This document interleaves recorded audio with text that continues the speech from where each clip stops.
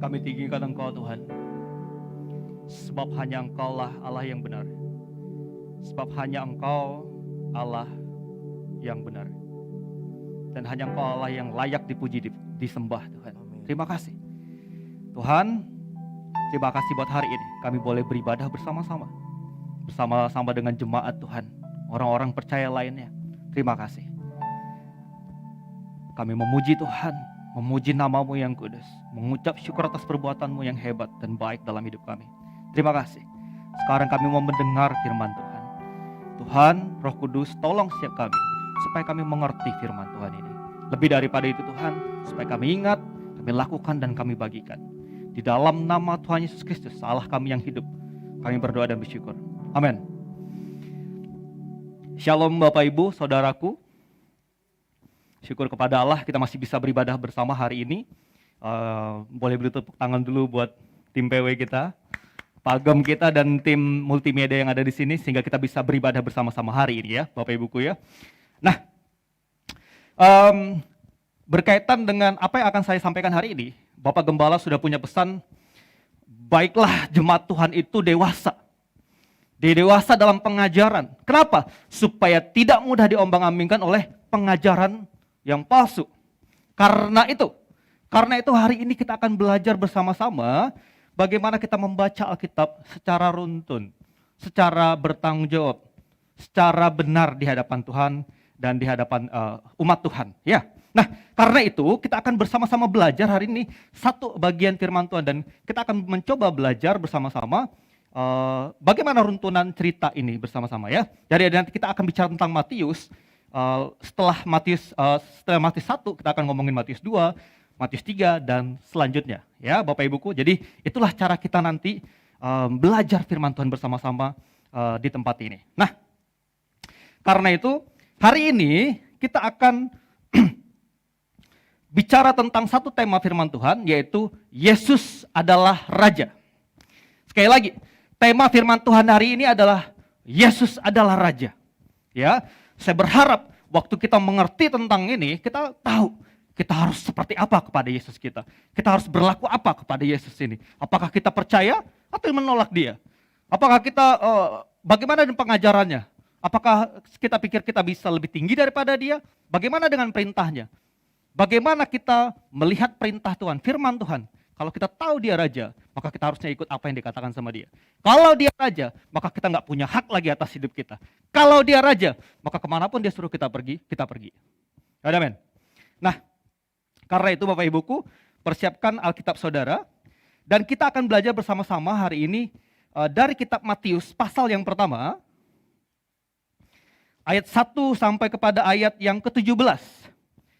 Sekali lagi, Matius pasal yang pertama ayat 1 sampai kepada ayat yang ke-17. Ya, mari kita baca bersama-sama Bapak Ibuku. Saya akan baca ayat pertama dan saudara baca ayat yang kedua dan selanjutnya ya. Saya juga yang baca ya. Mari kita baca bersama-sama 3, 2, 1. Silsilah Yesus Kristus. Inilah silsilah Yesus Kristus, anak Daud, anak Abraham. Abraham memperanakan Ishak. Ishak memperanakan Yakub. Yakub memperanakan Yehuda dan saudara-saudaranya. Yehuda memperanakan Peres dan Zerah dari Tamar. Peres memperanakan Hezron. Hezron memperanakan Ram. Ram memperanakan Aminadab. Aminadab memperanakan Nahason.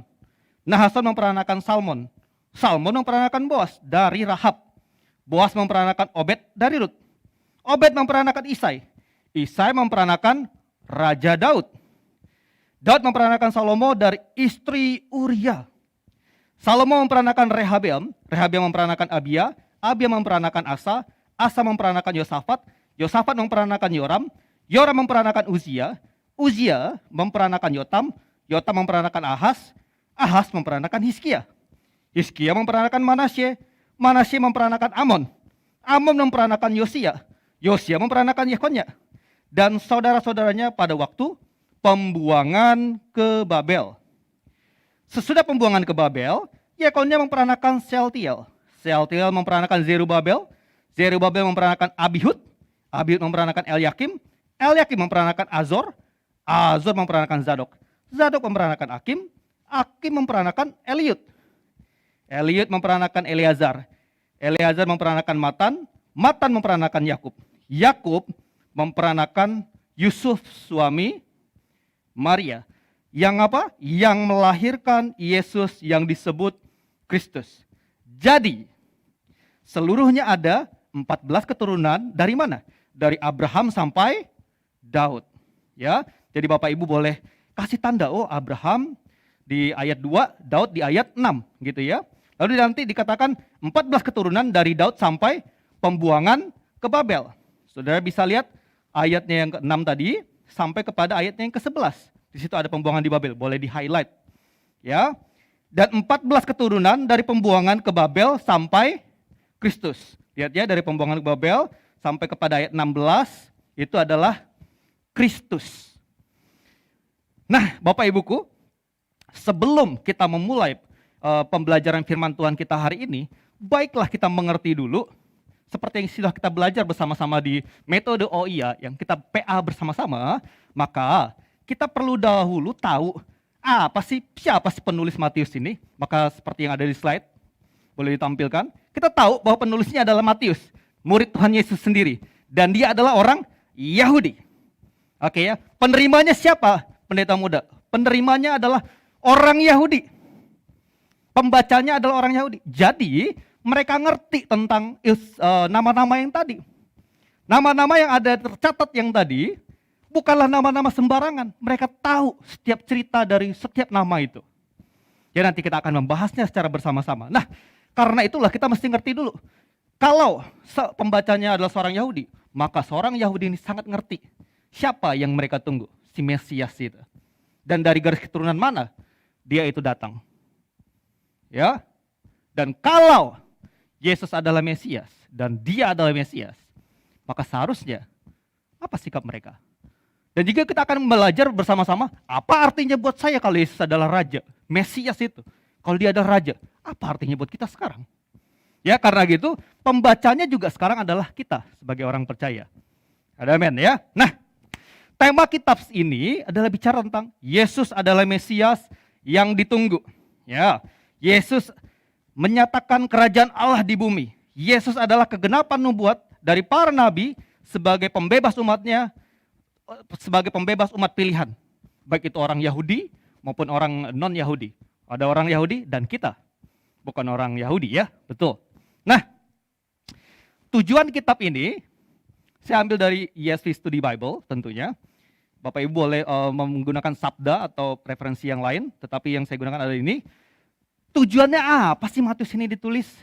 Tujuannya adalah gini. Yang pertama, mengasih tahu kepada pembacanya bahwa identitas Yesus itu sebagai Mesias, sebagai Raja.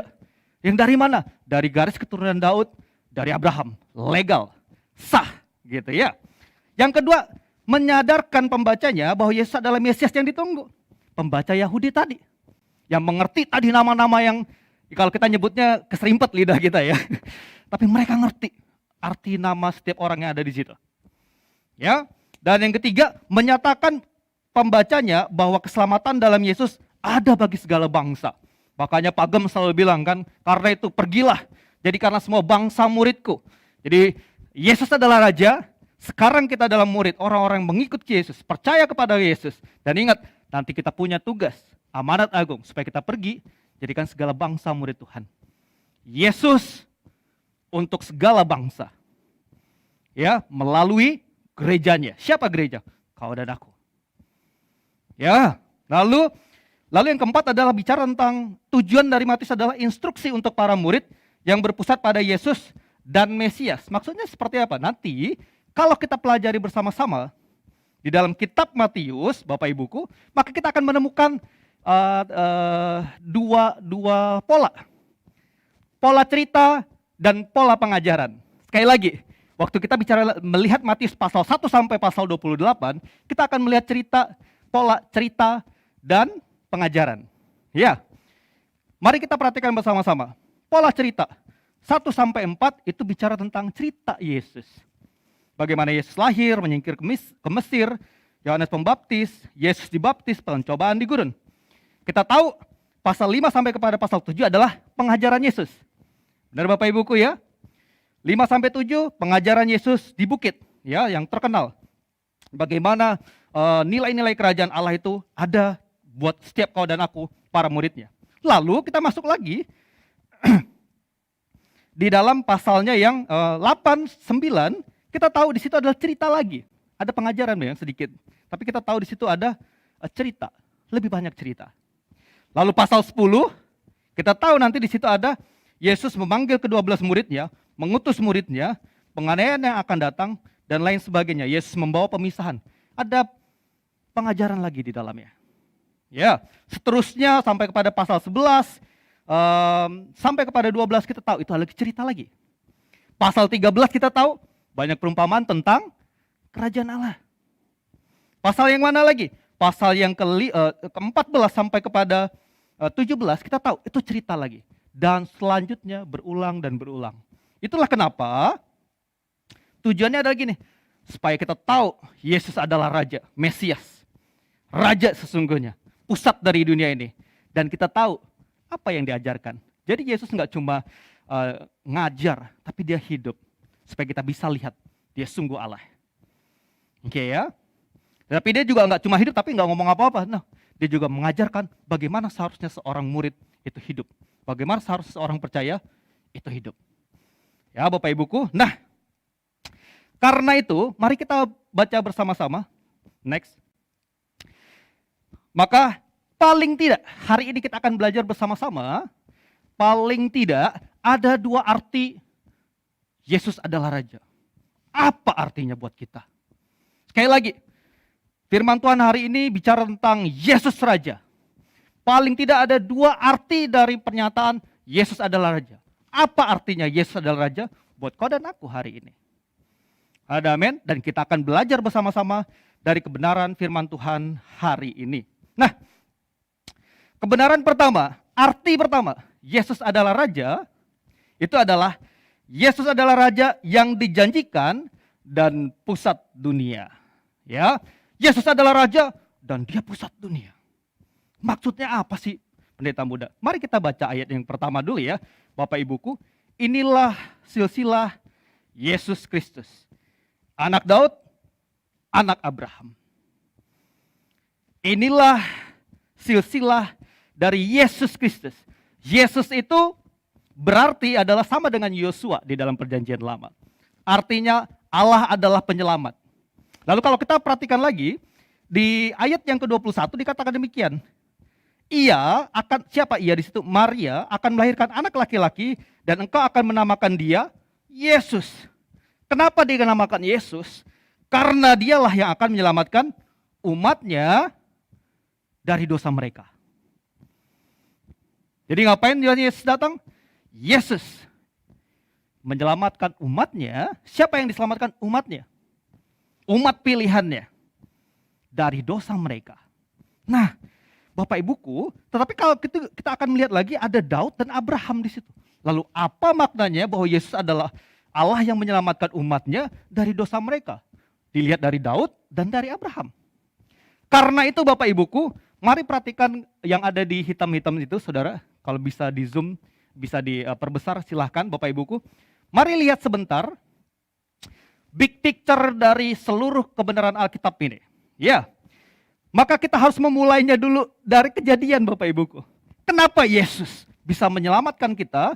Kenapa Yesus adalah Raja yang ditunggu, yang ditunggu yang akan menyelamatkan umatnya dari dosa mereka? Mari kita lihat dulu Kejadian 2 ayat 16. Kita tahu benar-benar di sini bahwa Tuhan memberitahu kepada Adam waktu itu ya. Semua pohon dalam taman ini boleh kamu makan buahnya dengan bebas, tapi pohon pengetahuan tentang yang baik dan yang jahat itu janganlah kamu makan buahnya, sebab pada hari yang kamu makannya, pastilah engkau mati. Ya, mari kita lihat sejenak. Jadi, di dalam Taman Eden, Allah bersekutu dengan manusia itu. Ada berkat yang luar biasa. Manusia bersekutu dengan Allah yang hidup. Ada hubungan yang harmonis di dalamnya. Oke, ada wanita yang Tuhan ciptakan juga, ada persekutuan dengan orang manusia. Dan hubungan manusia itu dengan alam juga benar. Ordernya benar. Tapi kita tahu bersama-sama ceritanya nggak sampai di situ. Lalu datanglah si jahat itu. Oke, dan si jahat bilangnya apa? Si jahat bilang, sudahlah, Ya, makan saja buah pohon itu. Lalu apa yang terjadi? Maka manusia itu lebih percaya kepada si jahat. Oke ya, inilah yang dosa namanya. Apa itu dosa? Kita memberontak kepada Allah. Apa itu dosa? Kita tidak percaya kepada Allah dan kebaikannya dan firman-Nya. Ya, apa itu dosa? Ketidaktaatan. Itulah dosa. Nah, dosa ini merusak manusia. Maka kita lihat, dosa merusak hubungan Allah dan manusia. Dosa merusak juga hubungannya dengan istrinya. Gara-gara kamu nih, maka kita kayak gini. Karena dosa itu juga, maka tanah terkutuk. Oke ya, maka kita melihat kelanjutannya, kita lanjut, akan ada orang yang poligami, ada pembunuhan pertama setelah dosa masuk di dalam hidup manusia. Jadi masalah terbesar manusia adalah apa? Dosa. Dan firman Tuhan katakan, sebab semua orang telah berbuat dosa dan kehilangan kemuliaan Allah. Tetapi ingat, ada janji yang Tuhan berikan. Ada anugerah Tuhan yang Tuhan berikan buat siapa? Buat Adam dan Hawa itu. Apa janjinya? Coba lihat Kejadian 3 ayat 15. Begini dia bilang, Aku akan mengadakan permusuhan antara engkau dan perempuan ini, antara keturunanmu dan keturunannya. Keturunannya akan meremukkan kepalamu dan engkau akan meremukkan tumitnya. Jadi ada, lihat ya, keturunan Hawa, keturunan perempuan akan menginjak kepalanya si jahat. Ya, dan mari perhatikan bersama-sama. Si jahat meremukkan tumitnya. Ada kematian di situ, ada timbal balik ya. Dua-duanya mati. Mari kita perhatikan. Siapa yang akan mati nanti? Oke ya. Lalu janji itu diteruskan kepada siapa? Diteruskan kepada Abraham. Ya, kita lihat lagi Kejadian 12 ayatnya yang ketiga saja. Kita baca bagian situ ya, biar kita cepat, biar kita ngerti sama-sama. Nah, ayat 3 dia bilang gini, kepada janji Allah kepada Abraham ya. Allah dipanggil judulnya. Aku akan memberkati orang-orang yang memberkati engkau dan mengutuk orang-orang yang mengutuk engkau Abraham ya, dan olehmu semua kaum, lihat ya, semua kaum di muka bumi akan mendapat berkat. Pertanyaannya, kok bisa dari keturunan Abraham semua orang diberkati, mendapat berkat? Buat siapa ini sebenarnya? Siapa keturunan Abraham ini yang kemudian akan menjadi berkat? Siapa? Karena satu orang ini, maka semua manusia diberkati. Dipulihkan hubungannya. Mendapat damai sejahtera bersama dengan Allah lagi. Siapa? Kepada orang inilah Abraham percaya dan melihat ke depan. Oke? Nah, kita tahu lagi kemudian, lanjut lagi kepada selanjutnya Abraham, Ishak, Yakub. Lihat ya, dari keturunan Abraham, lalu akan ada Ishak, lalu Yakub. Lalu kemudian kita lihat di dalam Kejadiannya yang ke-49 ayat 10. Jadi ceritanya runut ya. Taman Eden, Abraham, sekarang ada Yakub. Yakub ini punya anak namanya Yehuda. Dari keturunan inilah maka semua bangsa akan diberkati. Siapa itu? Dikatakan gini, 49 ayat 10, Kejadian 49 ayat 10, tongkat kerajaan tidak akan beranjak dari Yehuda, ataupun lambang pemerintahan di antara kakinya, sampai datang yang berhak atasnya, maka kepadanya akan takluk bangsa-bangsa. Semua bangsa. Sekarang lihat progresnya ya. Ada keturunan Abraham dari Yehuda, ya. Abraham, ada Yehuda. Saudara tadi pasti lihat, ada Abraham, ada Yehuda. Yehuda akan ada raja. Dan raja ini semua bangsa akan bertekuk lutut di bawah kakinya. Ada amin. Maka kita tahu kemudian siapa raja pertama bangsa Israel dari Yehuda? Siapa? Daud. Yes, Daud raja kedua. Tetapi raja pertama, Saul bukan dari keturunan Yehuda. Ada amin. Ya. Saya bersyukur kita di gereja ini ada pembacaan Alkitab setahun, jadi kita ngerti, oh ceritanya betul ya.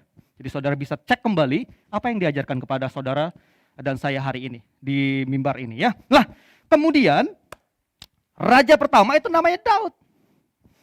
Lanjut lagi kepada Daud. Nah, ada janji Tuhan juga kepada Daud. Mari kita perhatikan bersama-sama 2 Samuel 7 ayatnya yang, sebentar, ayat 12 sampai 13. Demikian firman Tuhan ya. Apabila umurmu sudah genap dan engkau telah mendapat perhentian bersama-sama dengan nenek moyangmu, maka aku akan membangkitkan keturunanmu. Lihat ya, keturunan siapa? Daud. Keturunan Daud, keturunan Yehuda, Abraham, anak si perempuan. Kelihatan ya polanya ya. Dan aku akan mengokohkan kerajaannya. Dialah yang akan mendirikan rumah bagi namaku, dan aku akan mengokohkan tahta kerajaannya untuk selama-lamanya. Mungkin kita akan berkata, oh kalau gitu si Salomo dong, bukankah dia yang membangun? Yes, pada saat itu yes, Salomo. Tapi kita harus melihat kembali, ada dua janji di sini, bahwa aku akan mengokohkan tahta kerajaannya untuk selama-lamanya. Pertanyaannya, bukankah Salomo mati? Lalu Daud melihat kepada keturunan yang ini. Inilah janji selanjutnya. Ada raja dari keturunan Daud yang akan memerintah selama-lamanya. Mari kita lihat setelah Daud, maka kerajaan itu sebenarnya hancur ya. Daud, Salomo, pecahlah kerajaan itu dan ambiar. Kalau bahasa anak zaman sekarang ya, ambiar semuanya. Lah, tetapi di tengah kekacauan bangsa itu, kita tahu bahwa ada banyak nabi-nabi. Jadi kita cerita tentang PL ya sebenarnya, perjanjian lama ya. Nah, raja yang dinantikan sama Daud itu, raja yang Daud yang ternyata bukan Daud juga yang dimaksudkan di Raja Yehuda itu, bukan. Bahkan Daud pun adalah orang yang membunuh Uria untuk mendapatkan istrinya. Orang yang berzinah dan membunuh. Bukan Daud. Juga bukan Salomo. Toh dia mati. Oke, dan keturunan Daud ini nggak sampai di situ dijelaskan. Mari kita lihat bagian terakhir di dalam perjanjian lama yang akan kita baca bersama-sama. Menariknya adalah keturunan Daud ini, raja ini yang akan membebaskan umatnya, yang akan merestore hubungan yang rusak karena dosa itu, sekarang digambarkan di dalam Yesaya 53. Saudara tolong perhatikan Yesaya 53 ya. Yuk kita bersama-sama.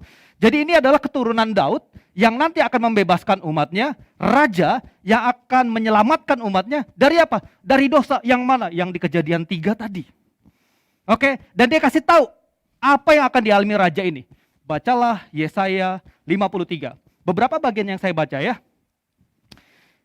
Ayat 3, ia dihina dan dihindari orang. Ayat 4, penyakit kitalah yang ditanggungnya dan kesengsaraan kita yang dipikulnya. Lihat ya, tetapi ayat 5, tetapi ia tertikam oleh karena pemberontakan kita, dia diremukkan oleh karena kejahatan kita, ganjaran yang mendatangkan keselamatan bagi kita ditimpakan kepadanya. Dan oleh bilur-bilurnya kita menjadi sembuh. Oke ya. Lalu dikatakan ayat 6, Tuhan telah menimpakan kepadanya kejahatan kita sekalian. Kejahatan kita. Kejahatan dosa kita dilimpahkan kepadanya. Tetapi kebenarannya, hidupnya yang tadi, yang kita dari pasal 1 sampai pasal 28, nanti kita akan belajar bersama-sama, dilimpahkan kepada kita.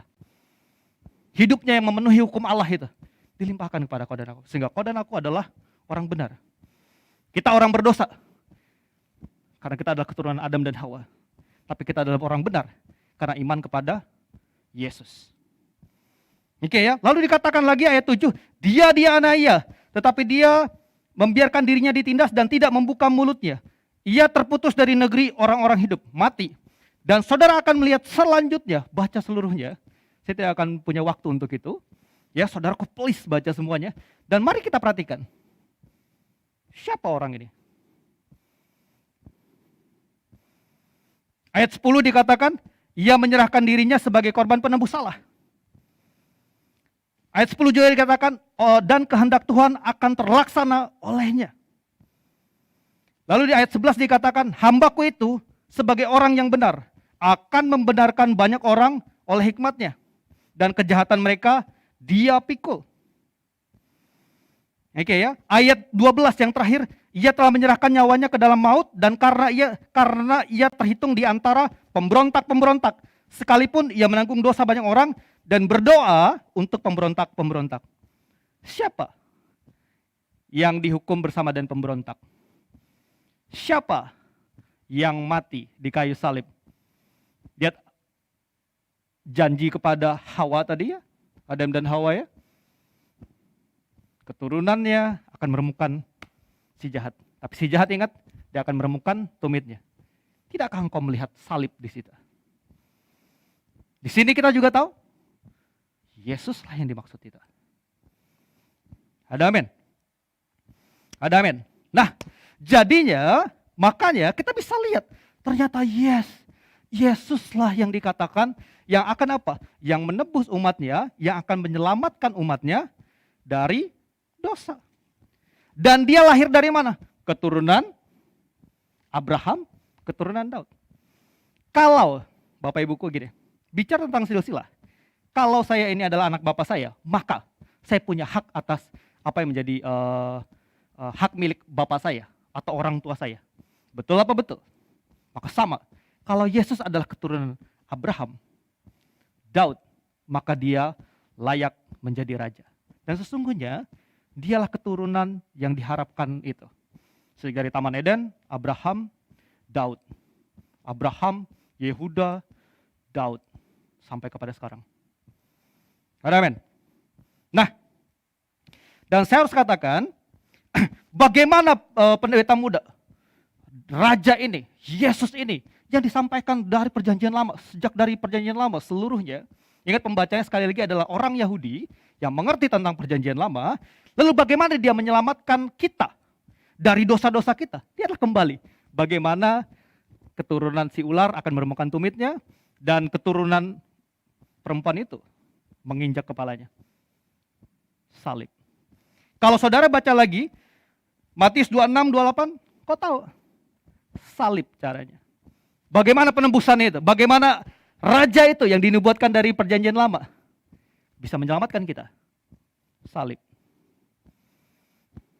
Tidak ada keselamatan tanpa pengorbanan Yesus. Tidak ada keselamatan tanpa Allah menjadi manusia. Maka karena Yesuslah, maka dia menjadi berkat buat segala bangsa. Buat manusia yang jatuh di dalam dosa tadi. Di Kejadian 3 tadi.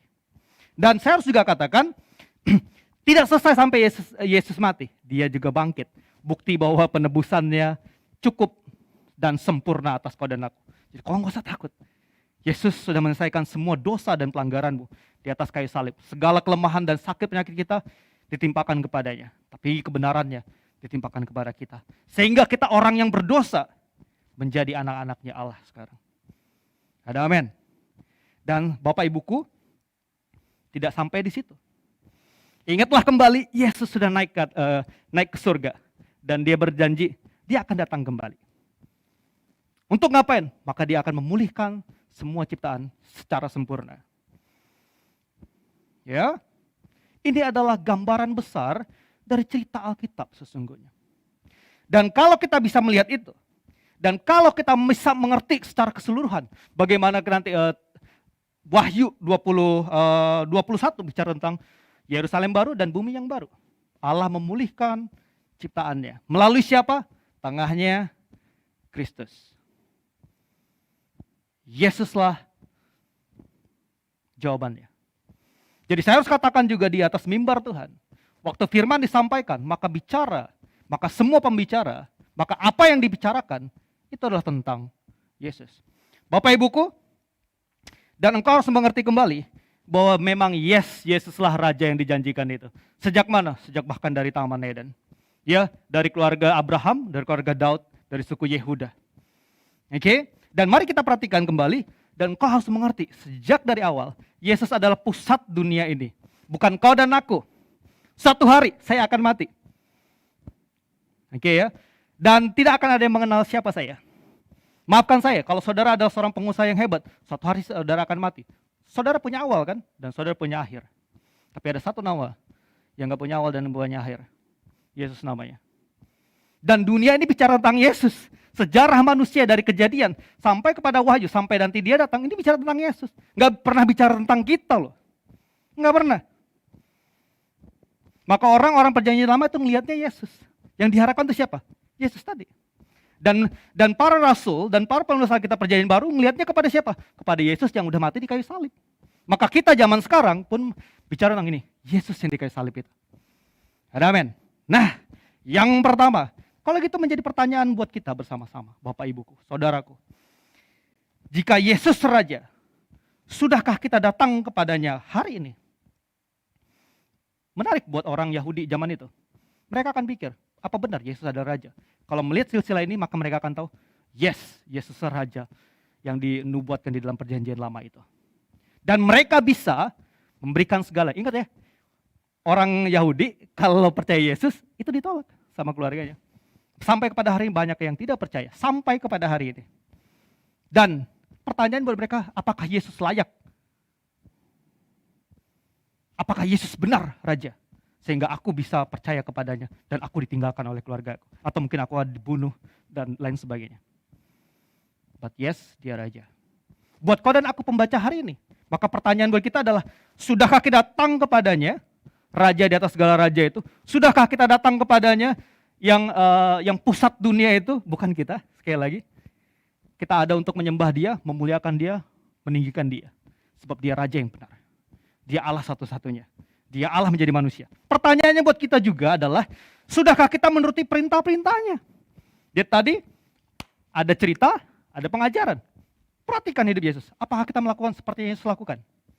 Bagaimana dengan perintahnya? Ampuni satu dengan yang lain. Bagaimana kalau ada konflik? Maka empat mata dulu dan lain sebagainya. Sudahkah kita mengikuti perintahnya? Pertanyaan selanjutnya, sudahkah Yesus jadi pusat dalam hidup kita? Sudahkah? Atau kita menjadikan dia kacung di antara pusaran hidup kita? Kita rajanya, dan dia harus mengikuti apa yang saya mau, apa yang saya harapkan, apa yang saya minta, apa yang saya butuhkan, dan lain sebagainya. Ataukah sebenarnya dia yang di pusatnya, di tengahnya, dan kita bilang, Tuhan, kau mau apa dalam hidupku? Aku kerjain. Tuhan, kau perintahkan apa? Aku kerjain. Tuhan bilang apa? Aku kerjain. Why? Dia pusatnya, kita bukan. Nah, kita langsung masuk ke dalam poin yang kedua. Bapak Ibuku ya. Poin kedua, arti kedua dari Yesus adalah Raja adalah apa? Arti Yesus adalah Raja. Bahwa gini, kerajaan Yesus bicara tentang anugerah dan misi bagi dunia. Sekali lagi, Yesus adalah Raja. Artinya apa buat kita? Bahwa kerajaan Yesus bicara tentang anugerah ya, dan misi bagi dunia. Ya, mari perhatikan ini secara sungguh-sungguh. Nah, Bapak Ibuku, saya membuat highlight di situ ayat 3 sampai ayat 6 tentunya, tapi saudara bisa perhatikan ayat 2 sampai kepada ayat yang ke-16 ya. Karena keterbatasan waktu tidak mungkin kita menjelaskan ini semua. Ya. Nah, ayat 3 sampai 6, saudara bisa melihat di situ ada nama-nama perempuan. Nama perempuan yang dicatat oleh siapa? Oleh bangsa Yahudi yang apa? Yang patriarka. Yang mana? Yang menganut garis keturunan laki-laki. Menarik buat kita bersama-sama. Lihat ya. Dan mari kita lihat bersama, ternyata raja ini tidak hanya datang buat laki-laki, tapi juga buat perempuan. Mari kita perhatikan lagi, siapa perempuan-perempuan ini? Perhatikan ayat-ayat yang saya tandai di dalam. Ini nggak kelihatan ya? Oke, sorry. Saudara boleh perhatikan, boleh tandain ya bersama-sama ya. Boleh tandain nama orang-orang ini dan perempuan-perempuan ini ya. Di situ ada Tamar. Oke? Ada Tamar. Siapa itu Tamar? Orang Kanaan. Oke ya. Jadi bukan orang Israel loh. Lihat, maka oleh keturunanmu engkau akan menjadi berkat bagi bangsa-bangsa pada Abraham. Oke, betul. Yes. Oke ya. Lalu dikatakan demikian, Tamar orang Kanaan. Lalu Rahab siapa? Rahab itu orang Kanaan juga. Bangsa-bangsa. Rut siapa? Orang Moab, bukan orang Israel. Menarik ya perempuan-perempuan ini. Dan Batsheba siapa? Maka dipercaya oleh orang-orang Alkitab, dikatakan dia ini orang Het. Kok namanya aneh-aneh sih, J? Betul. Kalau saudara baca perjanjian lama sesuai dengan agenda gereja ini, saudara akan tahu nama-nama ini nggak asing sebenarnya. Oke. Mereka adalah bukan orang Israel. Apa artinya buat kita? Bahwa Yesus, Raja itu, ada buat segala bangsa. Oke, bukan cuma satu suku bangsa. Yes, dia bekerja melalui bangsa Israel, tapi untuk segala bangsa. Ada amin. Perhatikan tadi setiap kejadian runtun yang kita mengerti bersama-sama. Nah, kalau kita perhatikan lagi lebih teliti, menarik adalah ternyata perempuan-perempuan ini bukan orang-orang benar. Lihat Tamar. Dia tidur dengan ayah mertuanya siapa? Yehuda. Benar? Apakah itu apakah itu hal yang dibenarkan bahkan sampai zaman ini? Saya pikir tidak. Siapa mertua yang tidur dengan menantu perempuannya? Enggak benar. Siapa Yesus lahir dari keluarga mana? Yehuda itu. Yehuda yang mana? Yang dengan Tamar ini. Lalu Rahab, siapa itu Rahab? Maka dia ada pelacur yang membantu Yosua untuk apa? Menaklukkan tanah Kanaan. Lihat, pelacur. Lalu siapa Rut itu? Rut itu adalah orang yang menikah dengan orang Israel yang gak taat. Setelah zaman hakim-hakim, maka kita tahu ada kisah Rut di situ dalamnya. Dan Naomi pergi ke tanah orang Moab itu, si Rut, yang ketahuan bahwa mereka punya kebiasaan seks yang nggak benar. Dan kita tahu kayak gini, nanti Rut itu kan dengan Boas kayak gimana? Saudara juga tahu ceritanya. Lalu kita terakhir yang dikatakan di sini adalah istri Uria. Saudara ngerti siapa itu istri Uria? Saudara sudah baca perjanjian lama sesuai dengan agenda gereja, kita tahu cerita itu adalah bicara tentang Batsheba.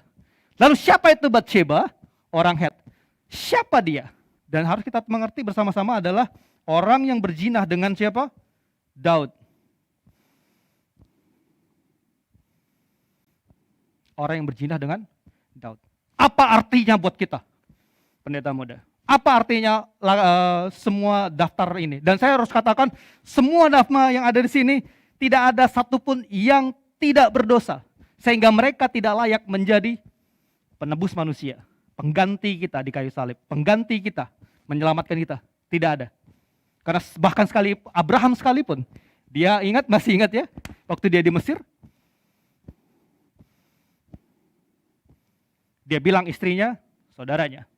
Dan saudara tahu bagaimana dia juga karena ketidaktaatannya, maka lahirlah Ismail. Tahu. Daud yang kita agung-agungkan jatuh, berdosa, membunuh Uria. Dan saya tidak akan punya waktu untuk menunjuk semuanya. Saudara akan tahu, tidak ada satupun dari daftar itu yang tidak bersalah di hadapan Allah, di hadapan hukum Allah yang benar ini. Dan saya harus katakan kalau gitu apa artinya buat kita pendeta muda? Saya harus katakan bahwa kerajaan Allah itu bicara tentang anugerah. Siapa yang diselamatkan? Siapa yang diselamatkan? Orang-orang macam kita. Bukankah kita ini pendosa? Oke, yang diselamatkan adalah laki-laki dan perempuan. Ya, orang Yusuf, seorang tukang kayu, bahkan raja. Tidak memandang status semua apa. Tidak pernah memandang apa yang sudah kau buat. No, kerajaan Allah bicara tentang kedaulatan Allah dan anugerah Allah. Dia memilih orang yang ditentukannya sejak dari semula. Dan orang yang dipilihnya pasti datang kepadanya. Ya, orang yang datang kepadanya dibenarkannya. Dan siapa yang dibenarkannya diubah makin serupa dengan dia. Dan satu hari dia datang kembali, kita dimuliakan bersama dengan dia. Itu ada cerita besar. Apa yang dilakukan Tuhan bersama-sama dengan kita. Dan sekali lagi, Yesus adalah pusat dari semuanya. Dan Bapak Ibuku, untuk menutup ini, saudara dan saya harus mengerti seperti ini.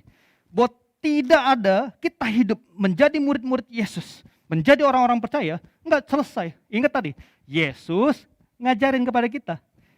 Ingat, kerajaannya, dia akan datang kembali, memenuhi kerajaannya. Ya, secara total di dunia ini. Dan kapan itu terjadi? Waktu Yesus datang kedua kali. Dan ada syarat supaya apa? Dia datang kedua kali. Mari perhatikan, Matius 24 ayat 14. Ya. Matius 24, 14. Demikian firman Tuhan. Dan Injil kerajaan ini akan diberitakan di seluruh dunia menjadi kesaksian bagi semua bangsa, sesudah itu barulah tiba kesudahannya. Kesudahannya. Matius 28. Karena itu, pergilah, jadikanlah segala bangsa berkat bagi bangsa-bangsa Yesus. Kita sudah menikmati Yesus, mau lihat Yesus, mau lihat bagaimana kerajaan Allah itu ada, lihatlah orang percaya, bagaimana kita mengasihi, bagaimana kita saling menolong, saling mendoakan, saling mengampuni, saling topang, saling dukung. Itulah kerajaan Allah. Ya, kerajaan Allah sekarang ada di mana? Di gerejanya. Oke, tetapi ingat, dia juga ada kerajaan Allah yang akan datang saat dia datang kedua kali. Jadi ada yang sekarang dan ada yang akan di depan. Dan ingat, yang di depan itu supaya terjadi, beritakan Injil, ke seluruh bangsa. Menjadi kesaksian bagi semua bangsa. Sesudah itu, dia akan datang kembali. Ingatlah, kalau dia berjanji, dia akan datang untuk menebus, menyelamatkan umatnya. Dan dia sudah mati di kayu salib. Dan dia berkata, dia akan datang kembali. Kalau dia berjanji dia datang, dia sudah datang dan dia sudah mati. Dan dia berkata, aku akan datang kembali. Dia Allah yang juga menepati janjinya buat kau dan aku.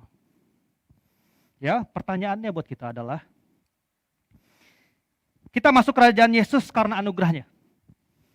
Lihat kembali Roma 9, nanti saudara bisa melihat ya, bisa belajar dari situ. Tidak ada satupun yang membuat diri kita layak di hadapan Allah. Semua kita adalah orang berdosa, total depravity. Oke? Karena anugerahnya, maka kita dipilih. Supaya kita memperlebar kerajaannya. Pertanyaannya buat kita bersama adalah, hari ini, kau dan aku murid-murid Tuhan, sudahkah kita memberitakan kerajaannya? Demikian firman Tuhan, mari kita tutup bersama-sama di dalam doa. Bapa di surga, kami ucap syukur buat hari ini. Kami tahu Yesus adalah pusat dunia ini. Semua bicara tentang Engkau Tuhan, dan ini bukan tentang kami. Engkaulah Raja yang memulihkan segala sesuatu, memulihkan hubungan kami dengan Bapa kami di surga, memulihkan hubungan kami dengan Allah, menjadikan orang berdosa seperti kami dibenarkan karena kematian-Mu di kayu salib, karena pengorbanan-Mu di kayu salib. Bukan apa yang kami buat, tapi karena apa yang sudah Kau buat dalam hidup kami. Hari ini kami menikmati persekutuan dengan Engkau Tuhan. Hari kami menikmati persekutuan dengan saudara-saudara kami seiman. Hari ini Engkau memerintah di dunia atas gereja-Mu Tuhan. Supaya kami menunjukkan kepada dunia bagaimana seharusnya kerajaan Allah itu, warga kerajaan Allah itu bertindak, berlaku, hidup harusnya seperti apa. Dan Kau sudah ajarkan kepada kami. Dan kami juga diingatkan kembali Tuhan, kami ada supaya kami memperlebar kerajaan Allah itu. Dan Roh Kudus, kami tahu kalau kami lahir baru, itu adalah karena pekerjaan-Mu Tuhan. Karena pemilihan-Mu Bapa. Karena itu tolong setiap kami lakukan amanat agung Tuhan. Supaya kami pergi, ajar dan baptis segala bangsa demi nama Kristus Yesus Allah kami. Tolong setiap kami Bapa, biar kami enggak cuma tahu, kami enggak cuma ngerti, kami enggak cuma jadi pembaca, tapi kami jadi pelaku firman. Di dalam nama Yesus Kristus, satu-satunya Allah yang hidup dan yang benar, kami berdoa. Amin.